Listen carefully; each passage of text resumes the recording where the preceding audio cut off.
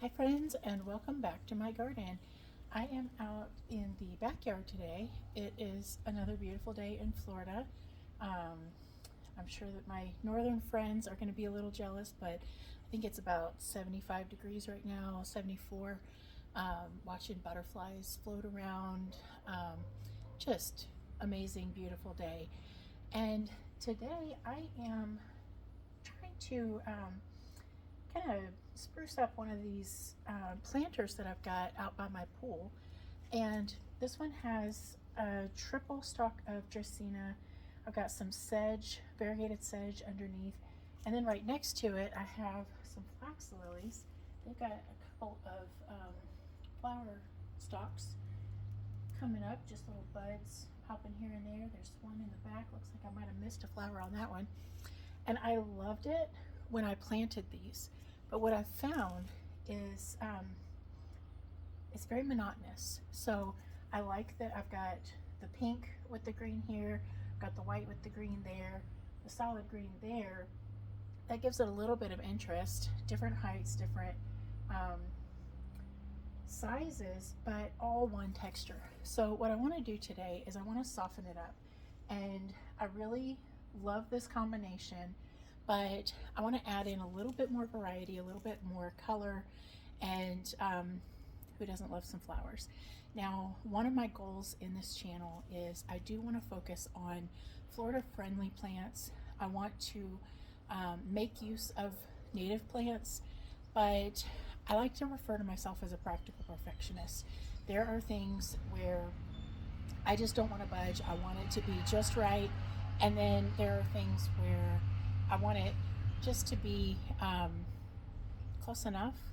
So I know there's going to be some of you that are going to say, no, just go for broke, do it all or nothing, whatever. But I feel like if it's in a container, if it's in a controlled space, that I'm not as focused on strictly native in that kind of context. Now, if it's in a place where it can spread and it has a chance of becoming invasive, it has a chance of interfering with a native plant, with a functional plant, that's where I draw a line. That's where I say, no, I want to eliminate this thing. I want to focus on supporting the plants that do the best in my area.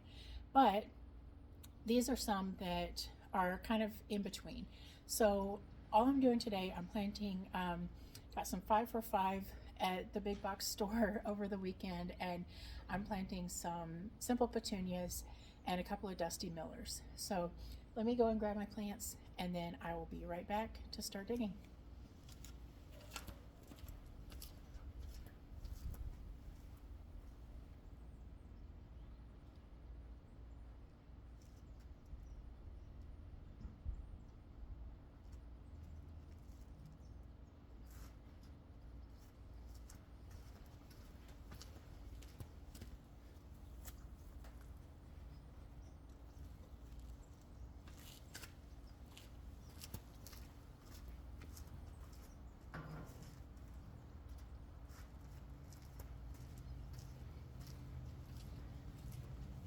All right, so these are all 1 pint. I've got 2 of the dusty millers. It's a nice kind of a frosted, almost furry, nice silvery color, sage color. And then just some simple, nice pink petunias. Got a few flowers going on here, a few more getting started. And I'm gonna place these around in my container, decide how I wanna line them up, and then dig.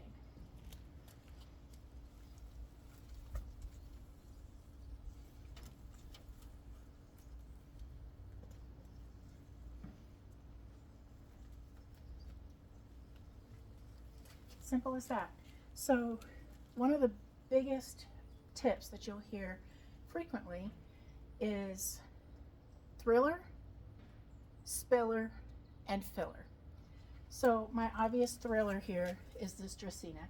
It is huge, it is gorgeous. I actually kind of pulled some of this undergrowth recently.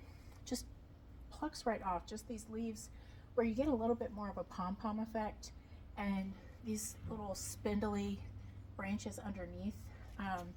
It's a very Florida look. see these all up and down my neighborhood, all the coffee shops around. Just really classic and fun tropical kind of plant. So I've got a couple of those, but this was meant to be a little bit of a spiller. It's just a filler. It's just taking a little bit of space, a little bit of texture. Not a whole lot of color, but it does bring in that white. So that's the only white that I've got on this. So I think I really like having two of the petunias together. And then the Dusty Miller, I'll try this one over here and see if I like it better at the back. You want to be careful not to overplant and think about how is this plant going to grow. Now these pots didn't come with a guide on how big they get, but I know a typical size of a petunia is going to be fairly small. It's a good container plant, but it's going to tend to trail out. So I want to be aware of that. I know that this Dusty Miller is going to get probably about a 1 foot spread. Could get a little bit bigger than that, but that's a good ballpark for me. So I don't want them too close together. So I'm going to put one of them kind of to the front. I moved this one right at the back. I think I'm loving that. So here goes. Start with the Dusty Miller. Pop it right out of here. And because these came from the big box store, I'm checking for weeds before I put them in my container. You want to make sure that you kind of loosen up where it's nice and root bound here. These are super fine roots. Just going to give it a little squeeze just so it knows that it's not in that pot anymore. It knows it can branch out a bit and looking good.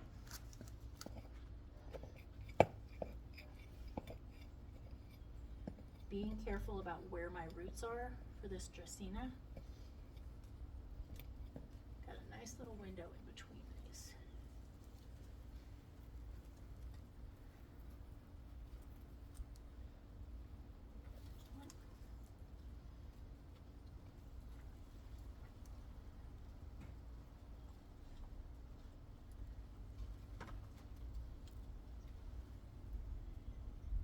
If you're not familiar with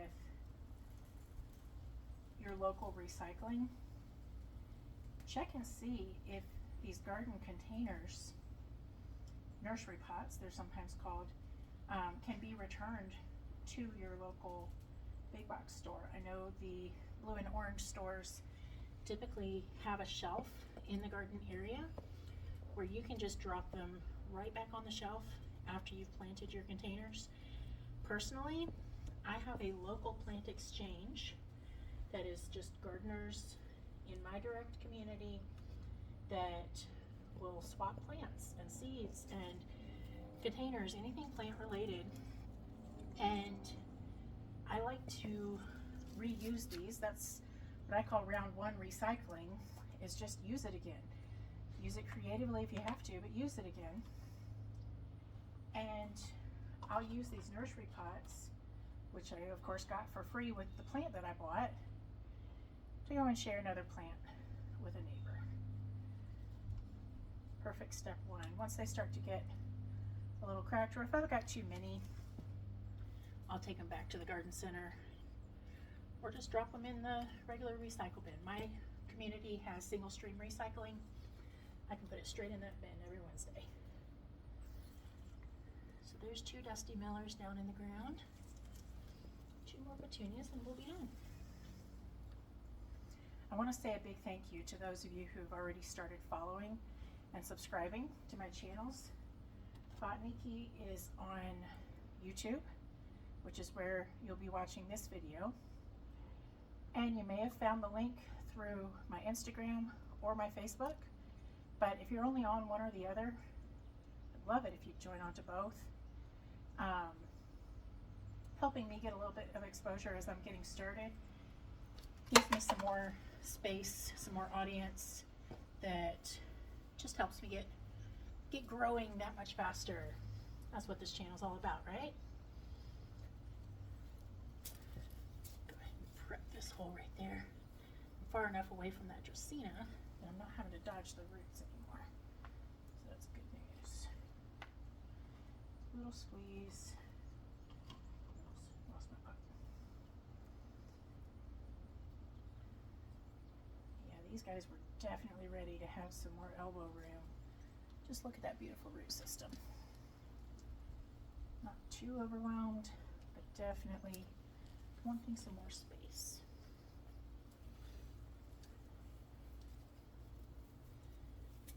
Tuck it in. And we're all set. So just a quick little video today.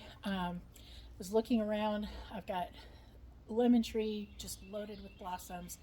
The strawberries that you might have seen my video earlier this week, they are just blowing me away. They are so beautiful, and have some in with the in-ground watering system called the Oya, and I have some that I put just straight into the same kind of soil out of the same bag, just to see how it does, how much more benefit and growth I get with or without the Oya.